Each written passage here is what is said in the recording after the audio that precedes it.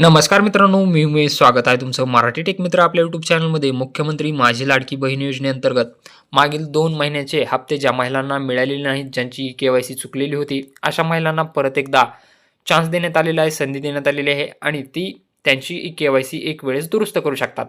ज्या महिलांनी के-वाय-सी करत असताना प्रश्नांची उत्तरं चुकीची दिलेली आहेत आणि त्यांचा लाभ बंद झालेला होता, अशा महिलांना परत एक संधी देऊन त्या प्रश्नांची उत्तरं दुरुस्त करता येतात. आता 31 मार्च 2026 पर्यंत ही तुम्ही के-वाय-सी दुरुस्त करू शकता. परंतु ज्या महिलांची के-वाय-सी राहिलेली आहे किंवा प्रश्नांची उत्तरं बरोबर देऊनही त्यांचा लाभ बंद झालेला आहे, अशा महिलांच्या मनामध्ये एक प्रश्न आहे की आता आम्ही काय करायचं आहे? याबद्दलचीच माहिती आज आपण या व्हिडिओमध्ये जाणून घेण्याचा प्रयत्न करणार आहोत. परंतु त्यापूर्वी चॅनलवर नवीन आला असाल तर चॅनलला सबस्क्राईब करा आणि बेल आयकॉनला प्रेस करायला विसरू नका.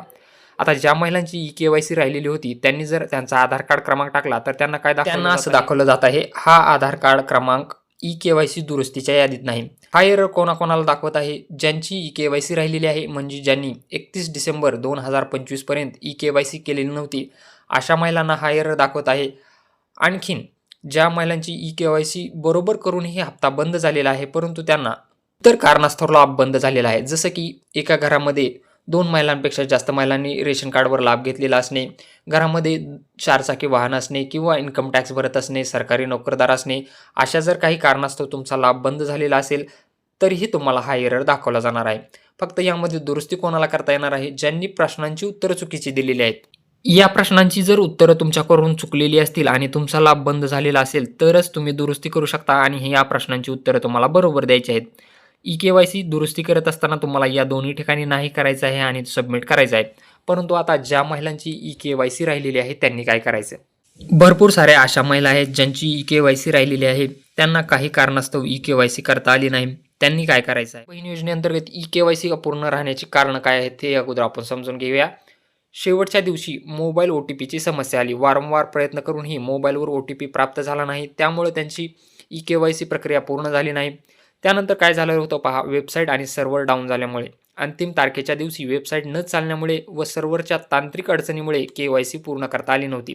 अशा भरपूर साऱ्या महिला आहेत ज्यांनी 31 डिसेंबर रोजी वेबसाईटवर वारंवार प्रयत्न केला, परंतु त्यांना ओ-टी-पी प्राप्त झाला नाही, वेबसाईट बरोबर चालली नाही. या कारणामुळे त्यांची के-वाय-सी राहिली होती. आणि अशाही काही महिला आहेत ज्यांच्या आधार कार्डला मोबाईल नंबर लिंक नव्हता. त्यामुळे काही महिलांच्या आधार कार्डला मोबाईल नंबर लिंक नसल्यामुळे लिंक करण्यास वेळ लागला आणि तोपर्यंत के-वाय-सीची तारीख निघून गेली.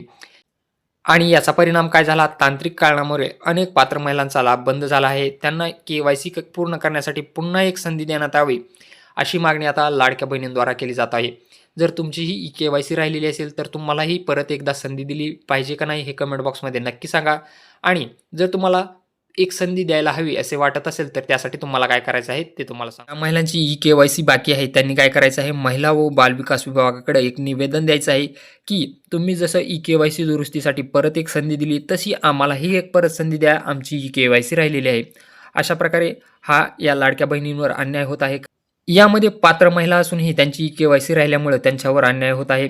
ज्या महिलांची के-वाय-सी चुकली, त्यासाठी महिला व बालविकास विभागानं त्यांच्यासाठी दुरुस्तीचं ऑप्शन दिलं. परंतु ज्या महिलाची के-वाय-सी झालेली नाही, काही तांत्रिक कारणामुळे, काही वैयक्तिक कारणामुळे के-वाय-सी करू शकल्या नाहीत, अशा महिलांनाही परत एक चान्स द्यायला हवा, जेणेकरून या महिलांवर अन्याय होणार नाही. आता ज्या महिलांची के-वाय-सी राहिलेली आहे, त्यांनी काय करायचं आहे? एक अर्ज किंवा निवेदन महिला व बालविकास विभागाकडे द्यायचं आहे, तुमच्या अंगणवाडी सेविकांकडे द्यायचं आहे आणि त्यामध्ये तुम्हाला असं नमूद करायचं आहे की काही कारणास्तव आमची के-वाय-सी राहिलेली होती आणि आम्हालाही परत एक चान्स देण्यात यावा की आम्ही के-वाय-सी पूर्ण करू शकू. अशा प्रकारे भरपूर महिलांनी जर निवेदन सादर केलं, तर महिला व बालविकास विभागाकडून परत तुम्हाला एक संधी दिली जाऊ शकते आणि तुम्हालाही परत के-वाय-सी करण्यासाठी ऑप्शन दिलं जाऊ शकतं. परंतु यासाठी तुम्हाला एकवटलं पाहिजे आणि तुम्हाला तुमच्या जिल्हा लेवलला, तालुका लेवलला किंवा अंगणवाडी सेविकांकडे निवेदन द्यावं लागेल की आम्हालाही एक परत चान्स द्या.